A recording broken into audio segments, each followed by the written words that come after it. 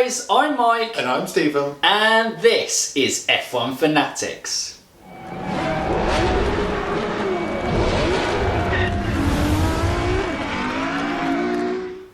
Welcome back, and obviously the first track comparison video we did was a look at two special circuits in, well, not special circuits, well they might be special, but they're new circuits to the calendar in 2020, which is Hanoi versus Zandvoort, although obviously Hanoi is a little bit up in the air whether it'll go ahead, because obviously the Chinese Grand Prix has been cancelled due to coronavirus.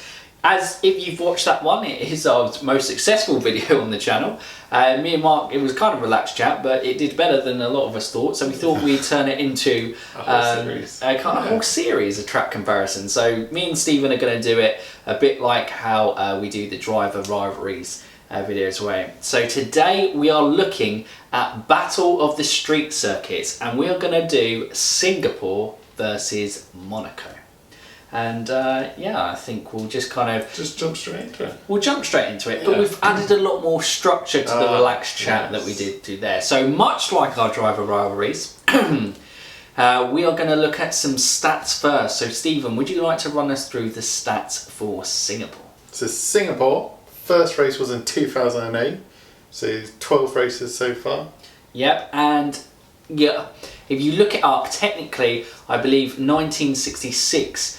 for a while, there was a Singapore Grand Prix, but we're looking at Singapore in its kind of current form that it's been in its street circuit since 2008. Yeah. Most successful driver there is Sebastian Vettel. There's a reason why I have gone for Ferrari shirt today.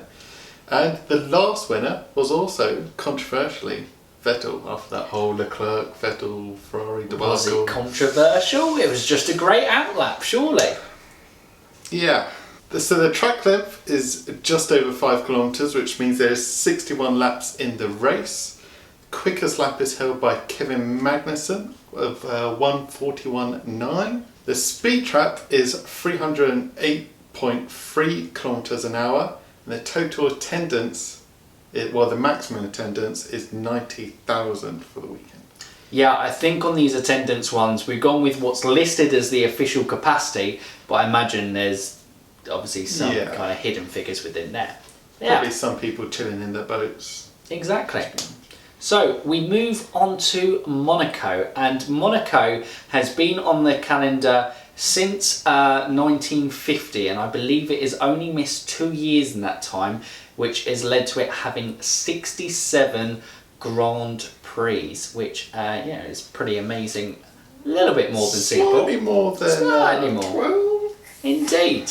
The most successful driver there is the late, great Ayrton Senna with 6 wins at Monaco, and the last winner there was by Lewis Hamilton. Obviously, you know, it was Max Verstappen chasing him down with Lewis saying that his tyres were going, but obviously Max had that 5-second penalty after the unsafe pit release. The track length is just over 3 kilometres long, so shorter than the Singapore circuit. It is a very quick lap round the streets of Monaco. It is a 78 lap race as a consequence of that. You know, a further, what's that onto it? A further 18 laps on 17 laps. There we go. Yep. On from the Singapore Grand Prix. The track record also set last year.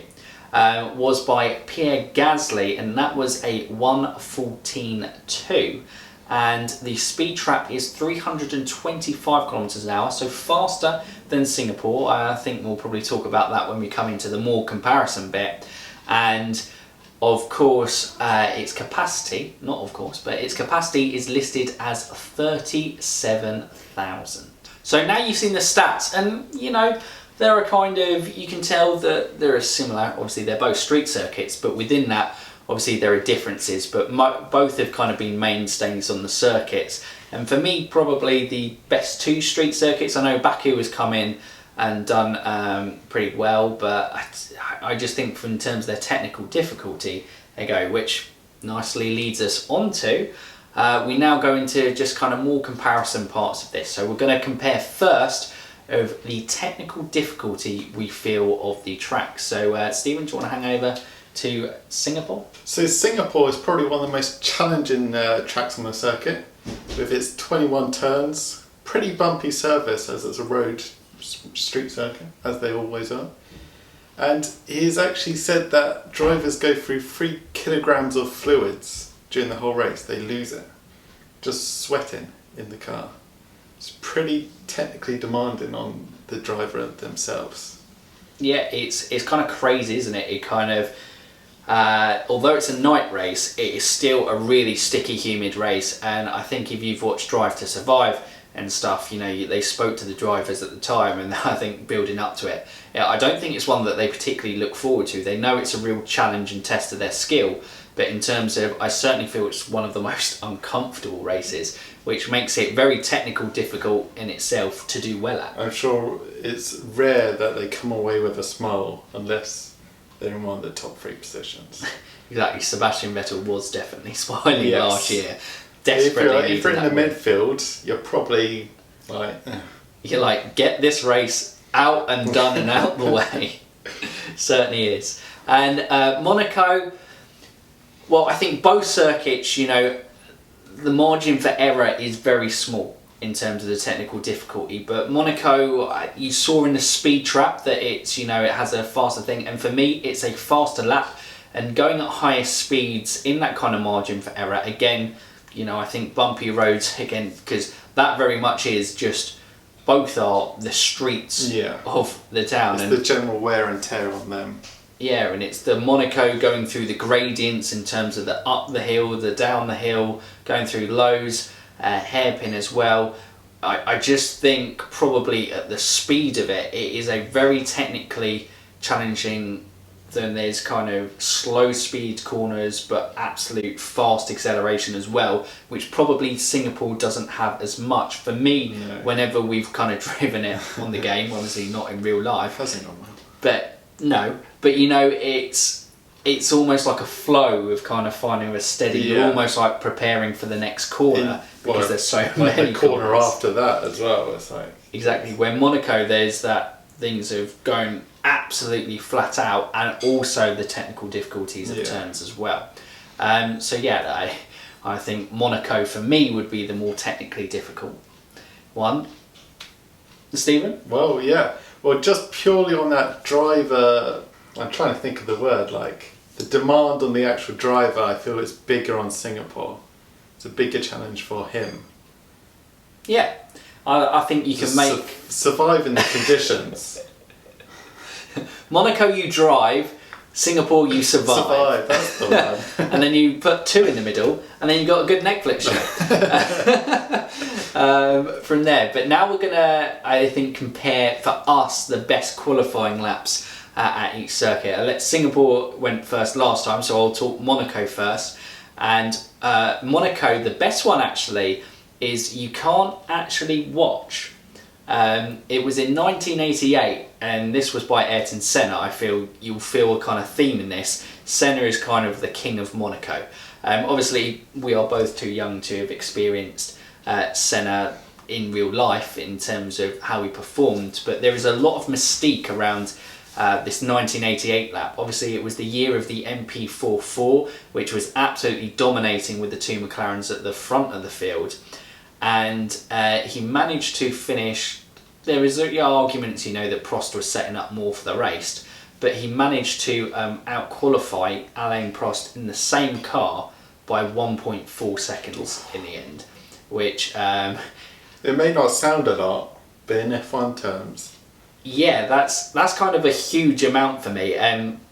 There's almost this awe around it because no one saw it other than if you were there, because the onboard cameras, I believe, came on for the laps in 1989 full time. They'd kind of been trialled in and out previous to that. But yeah, for that qualifying lap, it's kind of almost gone down in folklore, and you know, Senna was almost described as being possessed while doing the lap, and yeah, just to beat his teammate, and such a great teammate in Alain Prost by so much, being the king of Monaco, it had to be the best qualifying lap for me. Nice. Singapore? Well, Singapore, obviously only 12 races, there isn't much to pick on. And I know I'm wearing a Ferrari top, But my best qualifying lap has to be Lewis Hamilton in 2018. It was just perfect. The perfect lap that came together. It was a pretty special lap. It just, everything, you just kind of really pulled it out the bag in terms of, Mercedes were good that weekend there anyway, but you talk about Ferrari, and the man obviously who is the most successful there, Sebastian Vettel, is very good at Singapore since his kind of introduction and since his Red Bull dominance days. And, you know, Lewis just kind of, just pushed the boundaries to the max, and I think people watching it, you know, you just kind of had a bit of a feeling of, wow. This is special. Yeah, that was a pretty top lap. I forgot to mention a special mention for mine one in Monaco. 1988 is the mystique of the Senna, but I've spoken about it a lot recently because doing the F1 Worldwide podcast when I spoke to Jason with Schumacher. The 2012 Michael Schumacher pole lap at Monaco was also very special because obviously it's transpired, like we said in previous videos, that it was his last ever pole position. And in that Mercedes that wasn't at the top end of the field during that kind of Red Bull dominance era, and it wasn't really fighting for the championship, to kind of pull that performance out the bag just showed the skill of Schumacher, and just absolutely brilliant. So that gets a special mention. It was very close to being there, but I had to give it to Ayrton Senna in this one. And feeling a bit unfair? You get 2? Only have 12 races. You can give one to Seb. Nah. No one comes close to the perfect lap. No, it was probably the best lap ever of Singapore to date, of course. History has always been made at these circuits. Yep. We now talk about the best race we felt that has happened at the circuit. So the best race at Singapore, Stephen. So my best race in Singapore is probably the 2010 Singapore Grand Prix. Now this finished with the closest margin between the first 2 drivers the last 10 seasons of F1. It's the last decade basically. And it was Fernando Alonso had got pole and had led the entirety of the race, but an eager Sebastian Vettel was chasing him down. Fortunately he didn't get the move done in the end, but he finished just 0.293 seconds behind, I believe. And it was a big race in terms of the title race, as there was 5 drivers, I believe, competing for the top spot, and it was like whoever won it went first. That was the fantastic season. You had the kind of fights between Button, Hamilton, Webber, Vettel and Alonso, and it was just kind of a crazy title fight. I know when we kind of discussed kind of best races or best seasons of the decade, 2010 is always one that comes up for it, just because of that kind of battle at the top of the grid was always so exciting. And that kind of battle at the top between Alonso and Vettel coincides quite nicely with, I think, the best race at Monaco. Not watching it live, but you know, from replays, and I think it would be one of the most viewed kind of highlight reels there was the 1992 Monaco Grand Prix, when Nigel Mansell, it was in a year that he finally won his World Championship with Williams, and the Williams was a very dominant car. It was an absolutely superb car that year, and Mansell was dominating at Monaco. Hadn't won at Monaco, and I believe never did win at Monaco, and this was his best chance of doing that. And he was leading the race, and late on in the race he had an unscheduled pit stop which allowed Ayrton Senna to take the lead, and Ayrton Senna produced one of the best kind of defensive performances at Monaco. Like I've said before, he was the king of Monaco.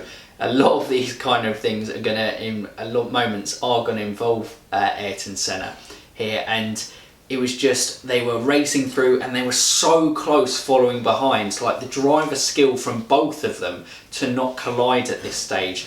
And like Mansell at the end of the race wasn't able to kind of overtake. I highly recommend kind of searching 1992 Monaco last laps, because it was just kind of enthralling to watch, and just how close they get. And like Mansell almost virtually collapsed out of the car because of the mental concentration that he was trying to do just to try and get past him. But again, like Vettel in Singapore, wasn't able to find a way. But yeah, it's like the front and rear wings were basically touching at times. Yeah, it was just kind of absolutely mental how close they were, and so yeah, incredible race, and one that kind of goes down as folklore. Having won there 6 times, I think it's widely regarded by people as Senna's best ever victory at Monaco.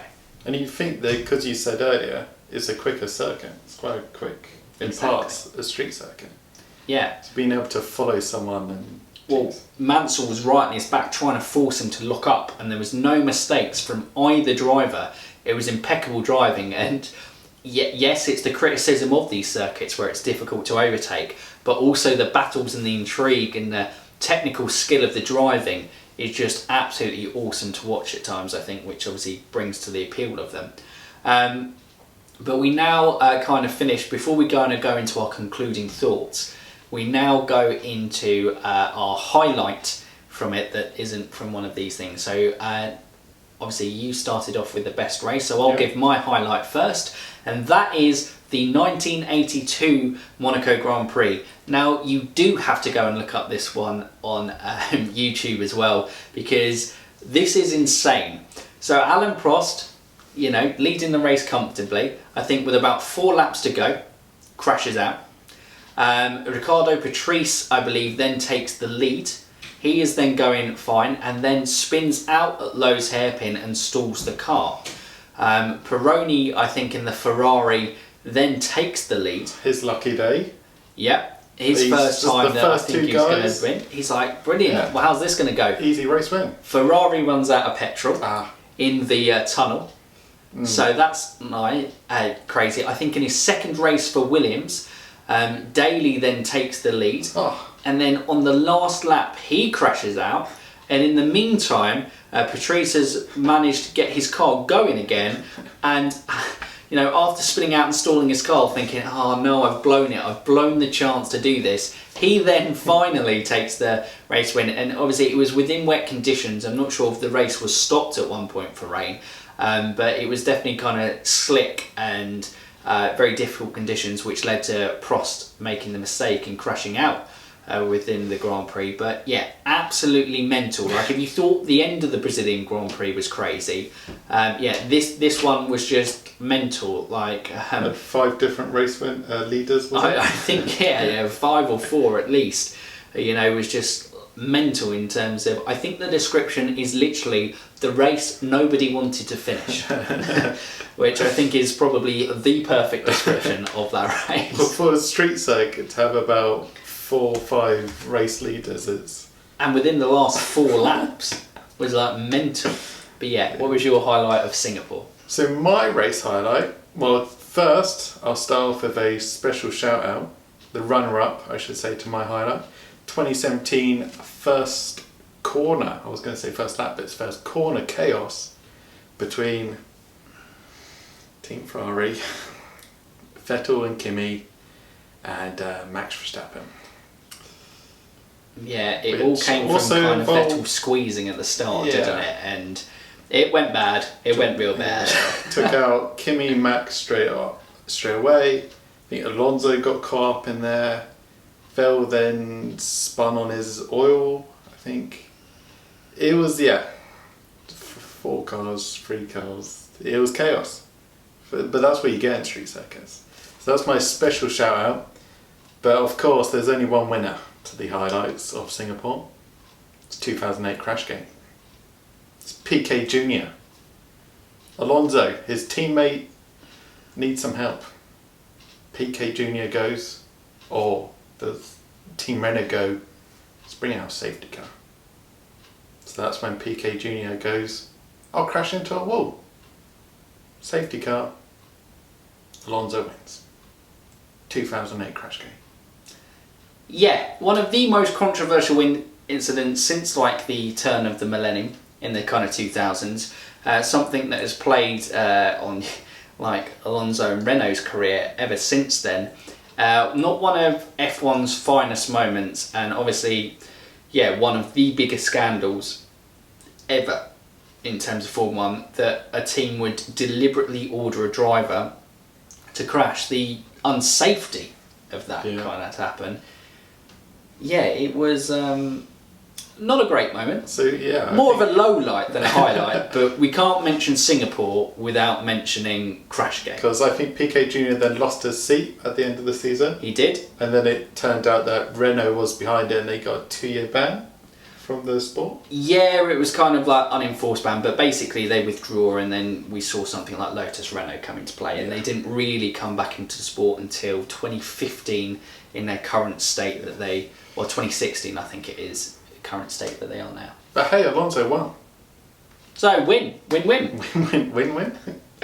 Win, lose. Lose, win. Win, lose, lose, lose, lose. Lots of loss. But Yeah, the first one was a win. He was first, he did win.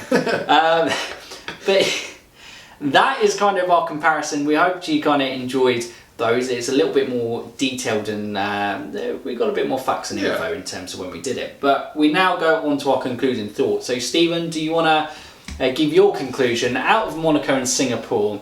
Which do you think is the winner of the Battle of the Street Circuits? Now I know you're going to say history is going to push Monaco in front here. But Singapore is all about the spectacle. 90,000 people, you got buildings lit up with drivers' faces. It's a night race. Who doesn't love a night race? All the floodlights. The whole spectacle of Singapore is incredible.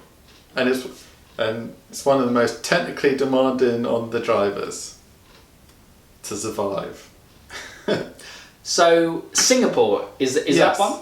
Yeah. Okay. I think it's the feat. If you win as a driver, you can go, oh, one of the best races on the calendar. One of the most technically challenging races on the calendar. You certainly kind of feel proud of yourself. Yeah. Yeah.